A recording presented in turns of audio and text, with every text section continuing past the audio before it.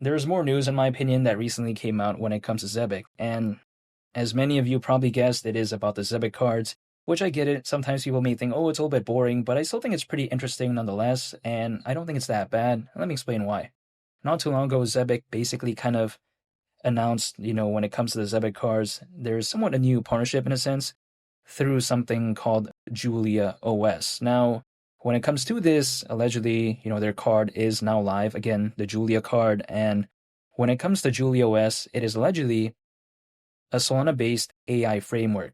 Now, I've never heard about this before, but the way you take a look at it is that there's two words there that I do like: Solana and as well as AI. Because Solana, I think, is, arguably, in my opinion, a very fundamentally amazing layer one blockchain. I mean, we have to take a look at Zebec's kind of close ties to Solana as well. ZBCN not too long ago, top 10 in terms of utility when it comes to Solana. So I think that's pretty cool. But even besides that, we have to take a look at Solana.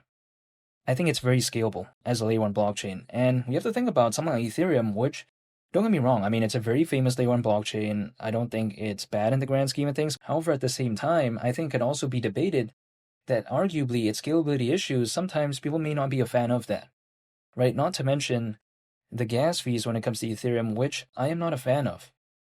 When it comes to Solana, it doesn't have those issues, in my opinion. Now, Ethereum, granted, there are layer 2s out there that could, basically allow Ethereum to be enjoyed without having to deal with the drawbacks that I mentioned before.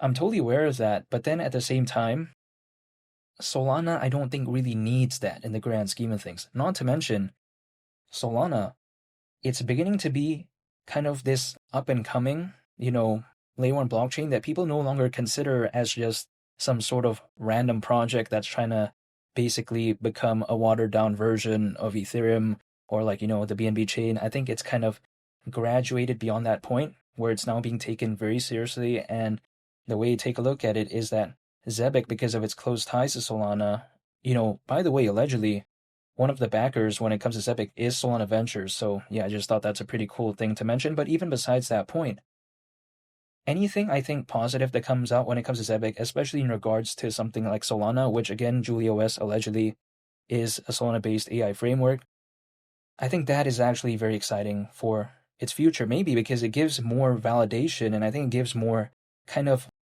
a perceived, connection, I would say, in a sense, if I were to put an analogy on it with Solana, because oftentimes when I think about Zebec and I mention it, people, they often say, oh, a watered down version of Ripple and Stellar. They don't really talk about the Solana aspect, right?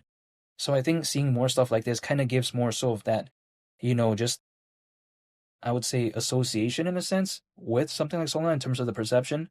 So this is what I like. Now, not to mention, Zebec, it's focused on AI-based PayFi. But then people don't really talk about that, right? They more so talk about Zebec again as being a watered-down version of Ripple and Stellar.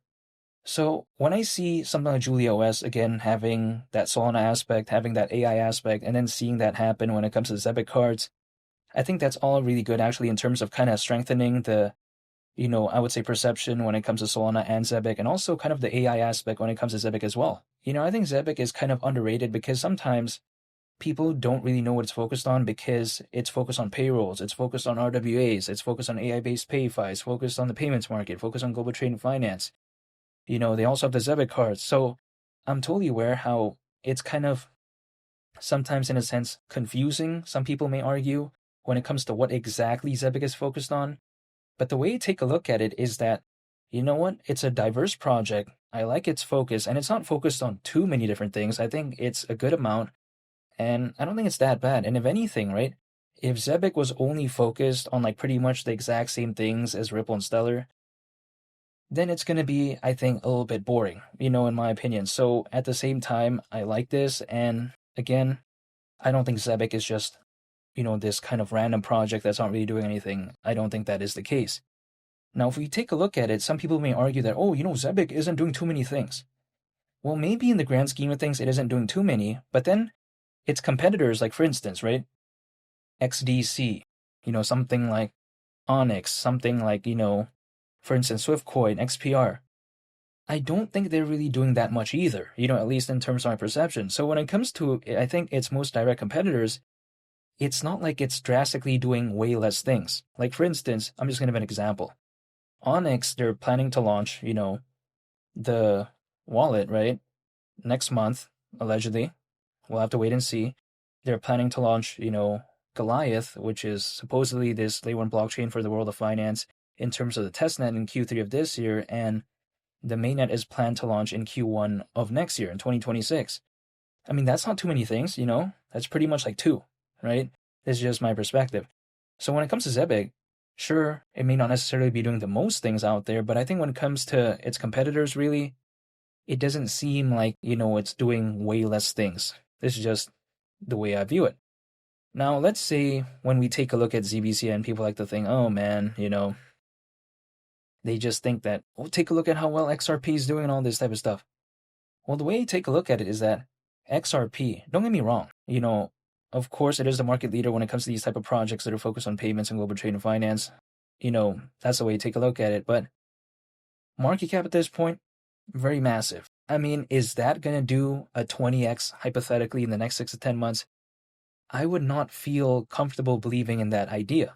Now, we have to consider, let's say maybe hypothetically, in a make-believe scenario, ZBCN went to the price of 10 cents.